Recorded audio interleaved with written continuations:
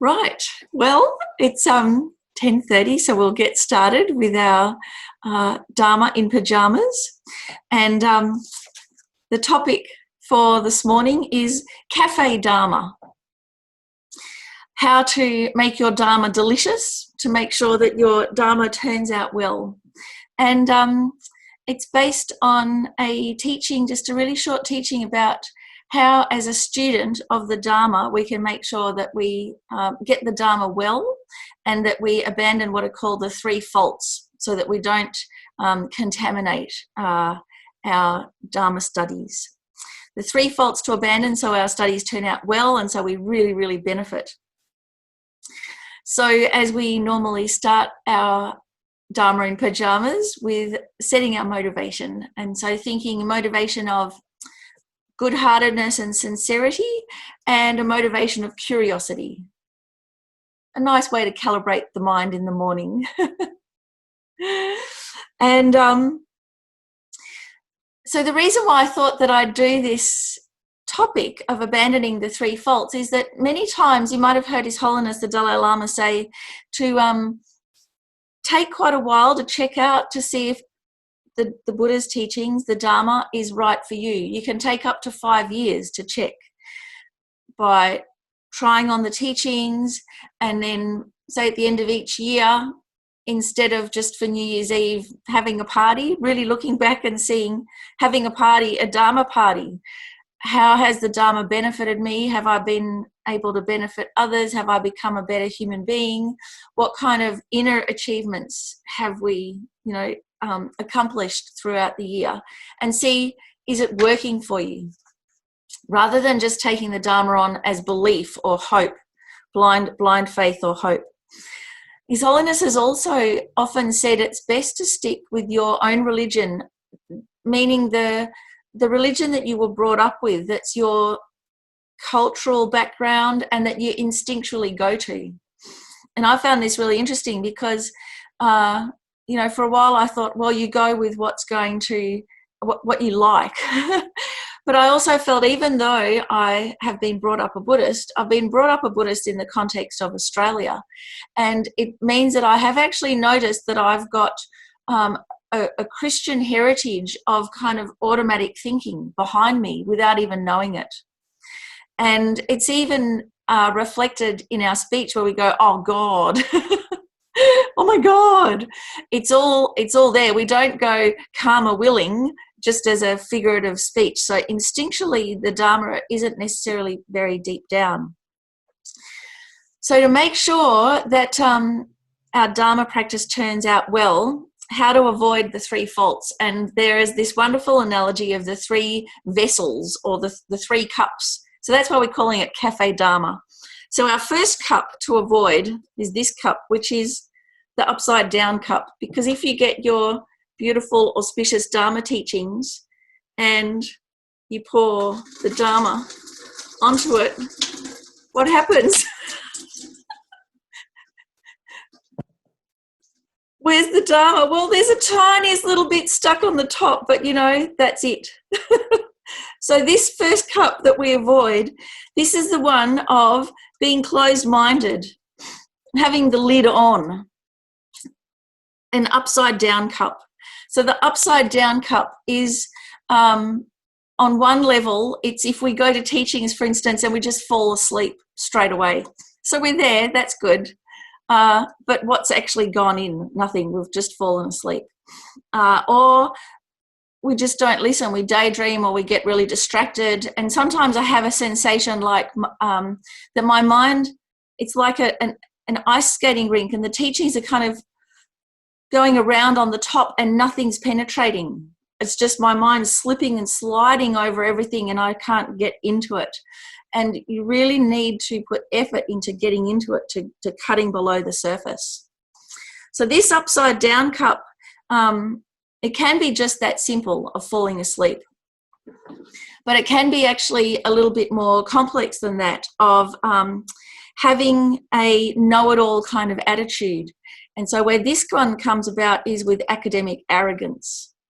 And so in a way, it's like the curse of the intelligent, that if you're intelligent and you love reading books, you can get this kind of false sense that knowledge equals wisdom, and that all you have to do is read about something and understand it, get the flow of it, understand how it fits together, and that's all it takes.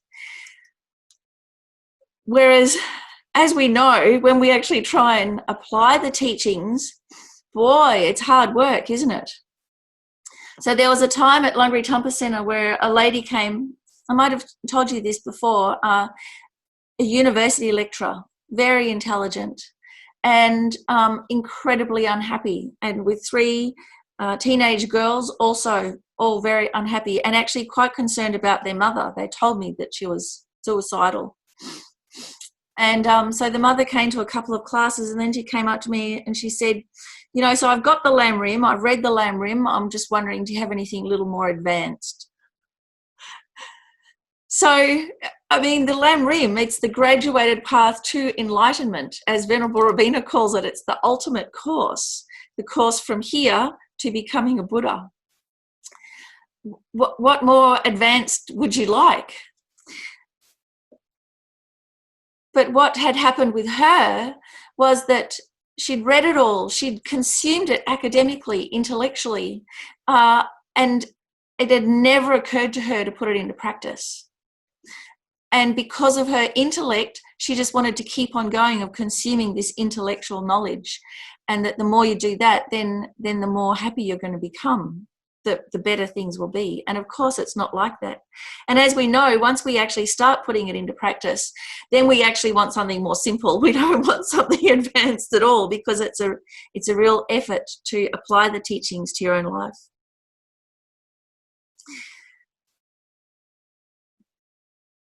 Then there's also part of this upside down cup, if you're reluctantly at teachings. So occasionally someone will bring a family member to teachings and they don't really want to be there. So if you don't really want to be there, it doesn't matter if you get all of the most fantastic advice and insights in the world, it's just not going to go in. Occasionally someone will be dragged in like that, or else when we have the school kids come and visit, mostly they're really interested and super curious, intelligent. Give me a run for my money with asking their questions. But there will be a couple of them there under sufferance. They're just there to get the marks. They're not actually interested in what's going on and what's it all mean. And so then they're closed to any of the Buddha's wisdom. So there was one kid that when I asked, did anyone have any questions, he said, well, what about the Buddha? He left his family and to teach his followers, and he had a son, and how did his son feel? Wasn't his son upset? And I said, well, actually, the Buddha's son and his stepmother both became ordained and followed in the Buddha's footsteps. And he said, I don't think that's right. I think he shouldn't have left his family to teach everybody. He was very cross. He was cross with the Buddha. So, I mean, glaringly, there's someone there that is grappling probably with their own father issues and realising that they're not the centre of the known universe. And yet there's all this wisdom there from the Buddha's teachings of how to deal with something like that. It's just an impossibility to benefit from it. So how to not be the upside down vessel is to actually try and encourage yourself in having a really curious approach, and being kind of kind and gentle to yourself and encouraging your curiosity, so that you're sincere, you're not worried about pride.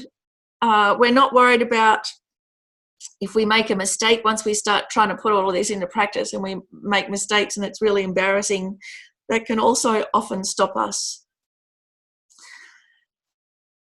So to not be scared about making mistakes, and to encourage being curious, and to have a coffee before teachings, to never go to teachings without a packet of Fisherman's Friends to just pum, pum, pum, pum, wake you up. Geshe Tashi Sering said how he used to stay awake in the teachings when they go very, very late in the monasteries, that they had powdered pepper and he put pepper up his nose. So we could have a slightly more civilized version of that, and have a fisherman's friend or a peppermint or something that's going to wake you up, but it's pretty disgusting, so you're not going to scoff the whole packet all at once. So avoiding the upside down vessel, relatively simple. Now here's the next one, the dirty vessel. So we take our dirty cup and we pour in all the beautiful teachings. And really, in terms of cafe Dharma, what kind of cup of beautiful water is that? Yuck. So even though the water is clear, when it's in this dirty cup, everything becomes unpalatable, and it's not necessarily, not really going to want to drink it. So the dirty vessel is tricky because we come to the Dharma with our own emotional baggage, and we don't realize that we do. And we contaminate the Dharma with our 8 worldly attitudes of just wanting the Dharma so that we feel better, so we feel happy, so that we don't feel like a loser, so we can somehow just emotionally feel okay, very, very short term. And we get deflated when we feel a bit confused or a bit like a loser, or suddenly our status is down the bottom, all of those worldly concerns. We get demoralized and we stop our Dharma practice instead of getting re-enthused. And so this is a real tragedy, and it's a difficult one, being the dirty vessel or the dirty cup, because we don't realize that we are. It is possible, though, to come along to Dharma teachings for 20, 30 years and to still be cranky at the end of it. It's as if nothing has gone in. So then you might think, oh, well, then Buddhism's no good. But actually, it's not the Dharma that's the problem. It's that we haven't cleaned out our emotional baggage and all of our cultural projections and assumptions. So I'll give you some examples about this. The cultural, so contaminating with worldly concerns. So one of them can be that when we approach our Dharma study, we want to see success, just like we see success in the outside world. So we want to know everything. And we want to know or remember all of those things or be a great student at the expense of actually trying to integrate it and feeling like a bit of a dummy or a bit of a loser. We want to ace everything on our exams, and we forget about what are the exams for. They're for becoming a better kind of human being. So if we chuck a tantrum at our exams, I'm trying to study, and put everybody else off, or if we're sitting there meditating going, shut up, I'm trying to meditate. So our worldly concerns contaminate our approach.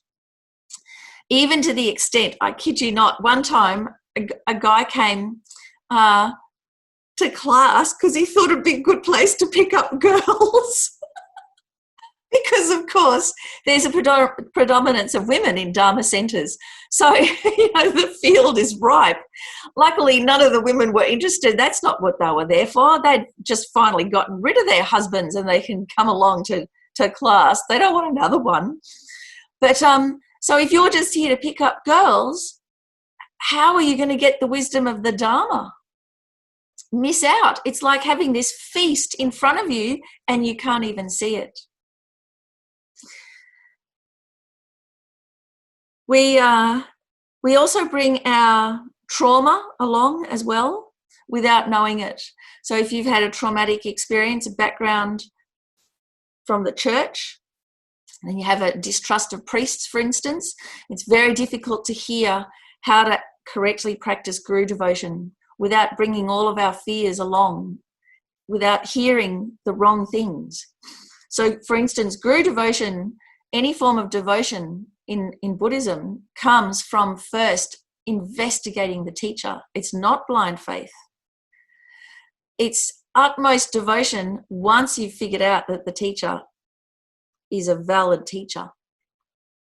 So it's quite different. Whereas many Westerners will just jump in with hope and think if my hope is strong enough, it'll turn out well. And sometimes it doesn't. We also have cultural projections where we try and fit our Judeo-Christian approach or attitude into the Eastern Buddhist worldview. And this particularly becomes apparent when we talk about karma. That karma, the law of cause and effect. If you've ever looked at something, an explanation about karma, and gone, but that's not fair. How can a young baby die? That's not fair. What did that baby do? So that thought, that's not fair, that's a Judeo-Christian background looking at an Eastern law of cause and effect. The two don't match. But our job is to recognize that it's happening. Because karma, it's like gravity. It's nothing to do with fair or unfair. No one's organised it. No one's decided it's not a punishment or reward. And yet we have an emotional response to it as if it is.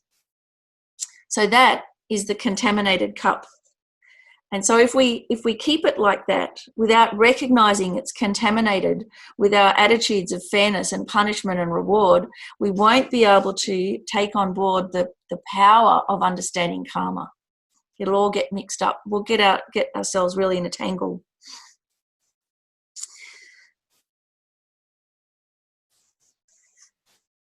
The other thing that happens with a contaminated cup is the academic assumptions that we can make.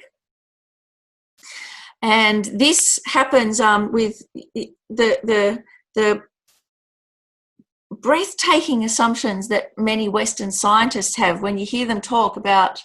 I heard Michael Mosley talk about this, this investigation into the mind, and he's in an operating theatre, and he's saying, it's hard to believe that this mush of the brain causes consciousness, but nevertheless, la, la, la, la, la. And it's like, that is completely unverified. Of course it's hard to believe because it doesn't. And yet Western materialistic medicine makes this breathtaking assumption that brain causes mind with no evidence. Not only that, but they often mix up brain and mind as if it's the same thing. That's like taking a violin and playing some music and saying the violin and the music are the same thing. And looking for the mind in the brain is like looking inside the violin for the music. They're different things. And yet you'd go, you'd be looking at the violin and going, hard to believe that that violin causes the music. Where is it? So this academic arrogance that we have of thinking that the brain causes consciousness, and breathtakingly inconsistent with no research, not even defining your terms, not even being able to say what is consciousness.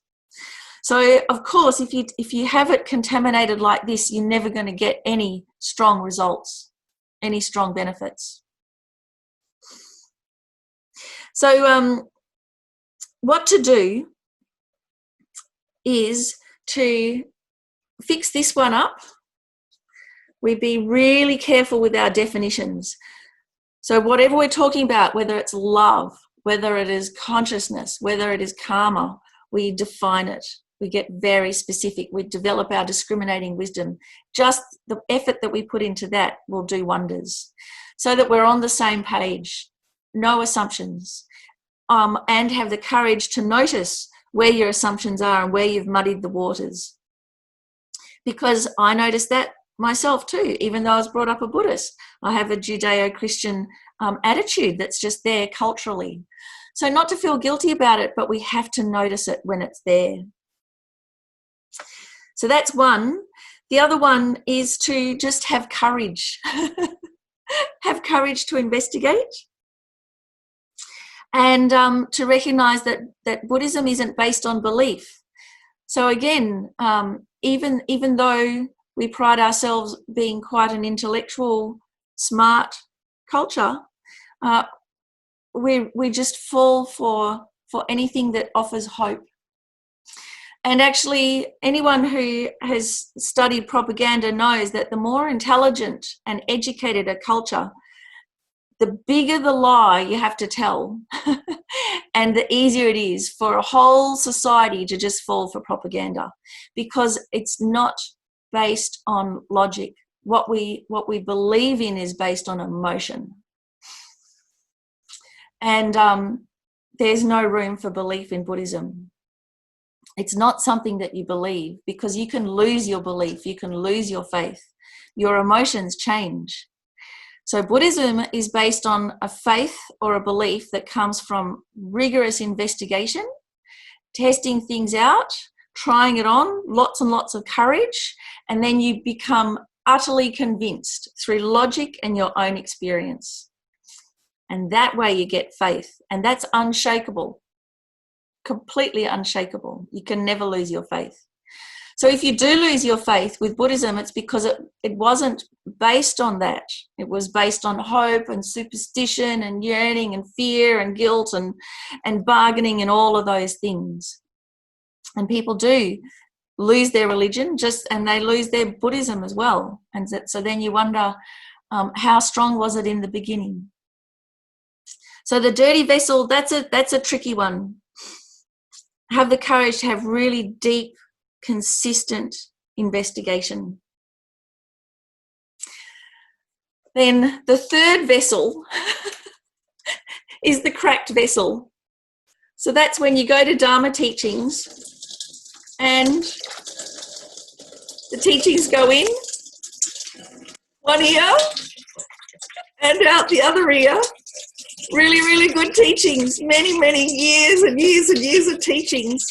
You go, wow, what a fantastic teaching, and it's all so clear and wonderful. And then someone goes, oh, what did Geshe-la teach on last night? And you go, oh, I don't know, but it was really good. What's stuck? Only the tiniest little bit has stuck. The leaky vessel. So what's that? That's when we listen, we enjoy, it all makes sense, but then we don't put our own effort in. So then we just have to keep coming back to the teachings over and over and over again to get our hit. But we're not integrating it, and we're not memorizing, and we're not studying, and we're not reviewing. So it goes in and it goes out. So it's okay. It's better you do that than, go to a crack den, but it's not going to benefit us deeply because when life throws unexpected things at us, we forget to apply the Dharma.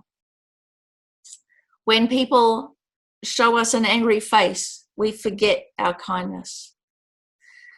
So we don't remember in the heat of the moment. Our first port of call isn't the Dharma. It's just whatever habitual karmic reaction we normally have. So how come right when we need the Dharma, we totally forget to apply it? It's because we haven't done this background work. We haven't prepared our mind, and we haven't held the teachings and really investigated them.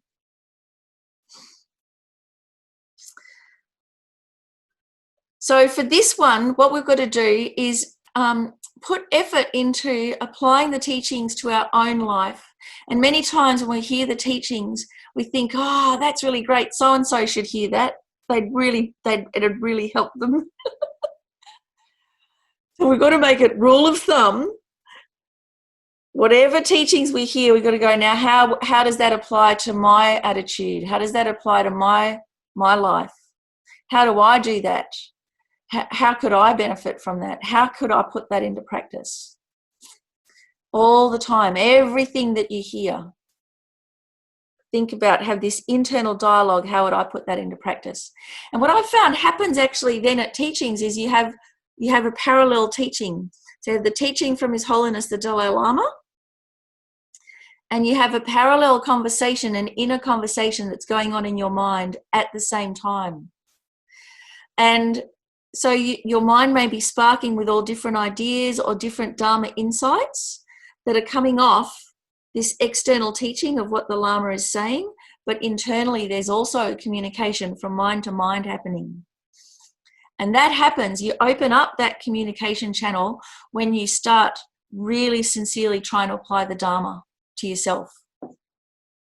So the cracked vessel, how to remember to put the teachings into practice so that when things go wrong, we know exactly what to do, the exact appropriate Dharma wisdom to apply. We don't have to go, oh, so-and-so's dying, what do I do?